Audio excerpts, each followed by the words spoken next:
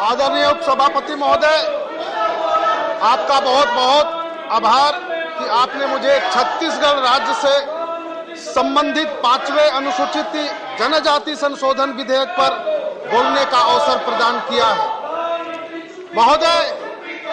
भारत का इतिहास ऐसे अनेक संघर्षों और सत्याग्रहों से जाना जाता है, जिसमें देश के आदिवासी समाज के संघर्ष ने भारत के निर्माण की ऐसी नींव रखी जिसमें आदिवासी समुदाय उनकी संस्कृति को मिटाने का प्रयास करते हुए अंग्रेजी हुकूमत भी मिट गई और स्वतंत्रता के पश्चात इस देश के अंदर जो शासन करने वाले लोगों ने भी जो उनके अधिकारों पर जो हनन किया है, उन सरकारों का भी अस्तित्व आज खतरे में आ गया है, मिट गया है। महोदय, 2011 की जनगणना के अनुसार इस देश के अंदर जनजातियों की जो आबादी लगभग 11 करोड़ बताया गया है, लेकिन आज पूरे देश में जनजातियों की आबादी लगभग 15 करोड़ से ऊपर है। महोदय, देश के इतने बड़े वर्ग स्वतंत्रता के बाद से लगातार मुख्य धारा से बाहर रहा है। उपसभापति महोदय, हाल ही में भारत के ग्रामीण आजीविका फाउंडेशन नामक एक संस्था ने देश के आदिवासी क्षेत्रों का एक सर्वे किया था। उन सर्वे के रिपोर्ट में यह पाया गया कि स्वतंत्रता के 75 वर्ष जो हो गए, इसके बाद भी आदिवासी समाज जो है सबसे ज्यादा अधिकारों से वंचित रहा है। उपसभापति महोदय, आदिवासी लोग विकास के सबसे निचले पायदान पर रहते हुए सबसे कठोर एवं विषम परिस्थितियों में मजबूर रहने के लिए जो मजबूर रहे हैं। उपसभापति महोदय, आदिवासी समाज की इस पीड़ा को माननीय प्रधानमंत्री ने बहुत नजदीक से जा करके बात करके वो समझने का प्रयास किया। आपने देखा होगा कि मध्य प्रदेश के शहडोल के अंदर प्रधानमंत्री जी ने जनजाति भाई बहनों के बीच में रह करके उनके साथ सीधा संवाद करने का काम किया और उनकी पीड़ा को समझने का काम किया। उपसभापति महोदय, मैं बताना चाहता हूं कि हमारे देश के यशस्वी प्रधानमंत्री जी के नेतृत्व में जनजातियों के विकास के लिए बहुत सारे रचनात्मक विकास के कामों को प्रारंभ करने का काम किया है। महोदय, उनके बच्चों की अच्छी शिक्षा हो, इसलिए एकलव्य मॉडल रेसिडेंशियल स्कूल जैसे विद्यालय को स्थापित करके जो गांव में रहने वाले हमारे इतने वर्षों से वंचित थे, वैसे बच्चों को जो शिक्षा ज्ञान मिले, इसका प्रावधान करने का काम हमारे प्रधानमंत्री जी ने किया है। उपसभापति महोदय, इसी प्रकार से जो जनजातीय समुदाय वर्षों से जंगलों के बीच में रहते हैं, उनकी आजीविका का जो मुख्य साधन जो है जल जंगल जमीन, ये आधार है। वह जो है जंगल के अंदर के जो है नॉन टिम्बर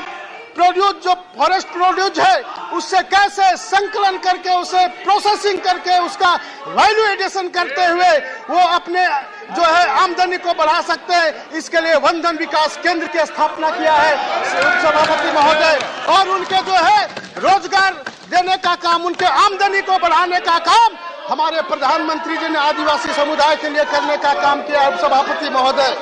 निश्चित रूप से मैं बताना चाहता हूं कि आजादी के बाद इतने वर्षों तक जनजातीय समुदाय के बीच में गांव में उनके परिवारों में किस प्रकार से कई प्रकार के जो है बीमारियां थी, sickle cell, anaemia, thalassaemia, malaria, ऐसे सारे बीमारी को किसी ने भी उसका उपचार करने के लिए कोई योजना बनाने का काम नहीं किया। लेकिन हमारे प्रधानमंत्री जी ने जनजातीय समुदाय के लिए जो है सिकल सेल, एनीमिया, थैलेसीमिया जैसे बीमारी कैसे जड़ से मिटे, इसके लिए सरकार के माध्यम से योजना बना करके वो उसको उनके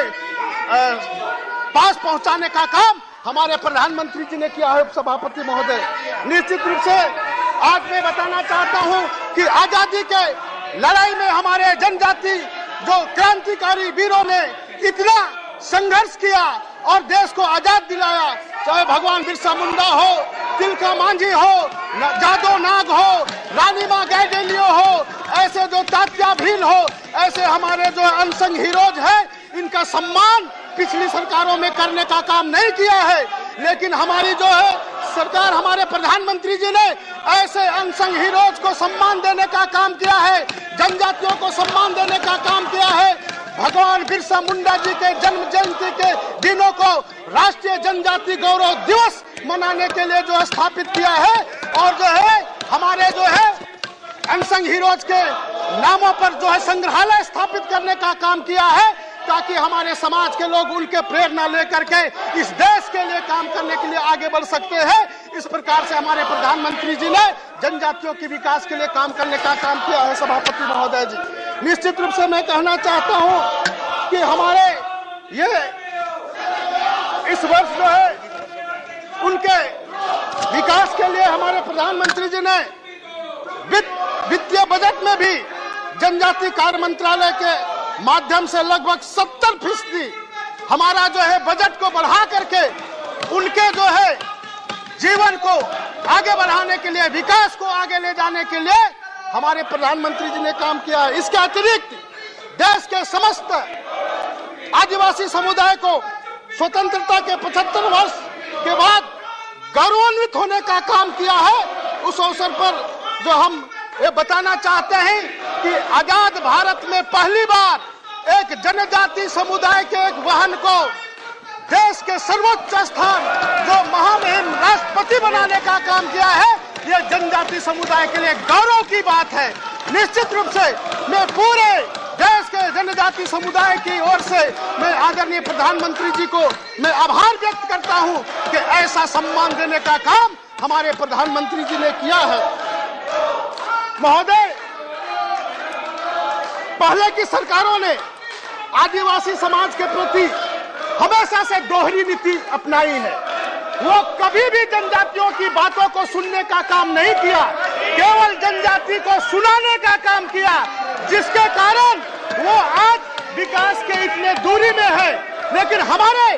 प्रधानमंत्री जी ने जनजाति के बीच में जाकर के उनके लिए क्या योजना होना चाहिए, ऐसे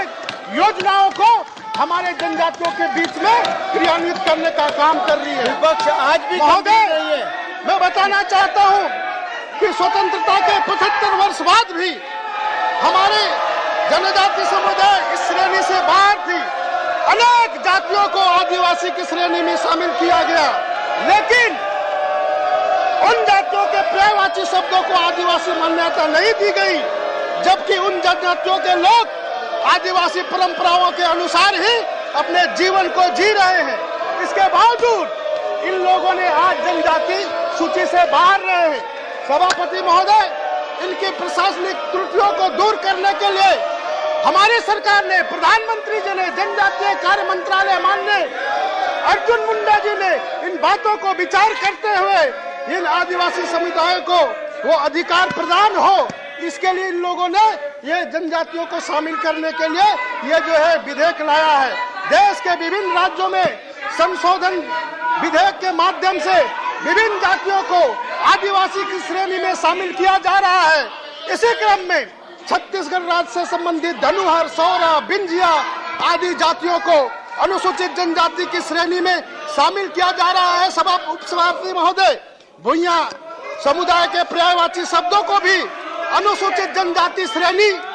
में मान्यता प्रदान की जा रही है। कुछ आदिवासी समुदाय जैसे कि उरांव, धांगड़, धनका समुदाय के नामों को राज्य पुनर्गठन अधिनियम 2000 में हिंदी संस्करण में संबंधित नामों के साथ उपस्थापित किया जाएगा। महोदय, इस संशोधन से छत्तीसगढ़ के एक बड़े आदिवासी वर्ग उनके अधिकार प्राप्त कर सकेंगे। सभापति, उपसभापति महोदय, क्योंकि छत्तीसगढ़ राज्य के आदिवासी वर्ग माननीय प्रधानमंत्री जी के द्वारा जो प्रावधान किए जाते हैं उन्हीं से खुश होने के कुछ अवसर मिल पाते हैं। अन्यथा छत्तीसगढ़ में राज्य सरकार के नीतियों के कारण आदिवासी समाज आज भी ब्रिटिश काल की गुलामी जैसी यातनाएं सह रहा है वहां पर छत्तीसगढ़ में। महोदय, इस बात को मैं नहीं कह रहा हूं, परंतु बात अपने अधिकारों की मांगों को लेकर के सरकार के समक्ष हमारे आदिवासी जनजाति भाई बहन जो है उनके अत्याचारों को समाज के लोगों के इस प्रकार के जो विषय है उनको जो है पत्रकारों के माध्यम से अपनी बातों को रखने का काम छत्तीसगढ़ के अंदर में हो रहा है और वहां पर जो स्थापित सरकार हमारे जनजातियों को अत्याचार करने का काम कर रहा है। उपसभापति महोदय, ये निर्दोष लोगों की हत्याएं हो रही है। उपसभापति महोदय, हमारे आदिवासी माताओं बहनों पर अत्याचार किया जा रहा है उपसभापति महोदय, और ये प्रशासन जो है मुक्त दर्शक बन करके बैठी हुई है। ये जो है उपसभापति महोदय, जो हकीकत है, सच्चाई है, उसको मैं बताना चाहता हूँ कि हमारे आदिवासी भाई बहन किस प्रकार से अत्याचारित हो रहे हैं। उपसभापति महोदय, आदिवासी समुदाय का वहां पर किस प्रकार से धर्मांतरण किया जा रहा है। इन क्षेत्रों में वो लोग पूरे सक्रिय होकर के हमारी जनजातियों की जो आस्था, विश्वास, संस्कृति, परंपरा है, इनको भी तोड़ने का काम वो छत्तीसगढ़ के अंदर में हो रहा है सभापति महोदय। परंतु देश के आदिवासी समाज को यह विश्वास दिलाना चाहता हूं कि हमारे देश के यशस्वी प्रधानमंत्री जी ने जो है उनके नेतृत्व में हमारी सरकार उनके हितों की रक्षा के लिए निरंतर काम कर रही है। उपसभापति महोदय, समाज का अत्याचार करने वाले, उन लोगों के अधिकारों से वंचित करने वालों को, उनके उद्देश्यों को कभी भी सफल नहीं होने दिया जाएगा। हमारे उस समय के शासन में रहने वाले कांग्रेस ने कभी भी ये इन बातों को चिंता करने का काम नहीं किया, लेकिन हमारी सरकार, हमारे देश के यशस्वी प्रधानमंत्री जी ने इन बातों को बहुत नजदीकों से देखा, समझा और आज जनजातीय कार्य मंत्रालय के माध्यम से माननीय अर्जुन मुंडा जी के मंत्रालय और उनके योजना के अनुसार ये छत्तीसगढ़ ही नहीं बल्कि पूरे देश के जनजातियों के विकास के लिए ये विचार किया जाए, योजना करके आगे बढ़ाने का काम कर रहा है। इसी प्रकार से जो है आज जितने भी प्रदेशों में मात्रात्मक त्रुटियां होती के कारण जो ये वंचित रह गए हैं, सारे लोगों को अपने जनजातीय अधिकार को प्राप्त करने के लिए एक संवैधानिक रूप से विधेयक ला करके वो उनको अधिकार दिलाने का काम कर रहा है। इस विधेयक का मैं समर्थन करते हुए अपनी वाणी को विराम देता हूँ। सभापति महोदय, बहुत बहुत धन्यवाद।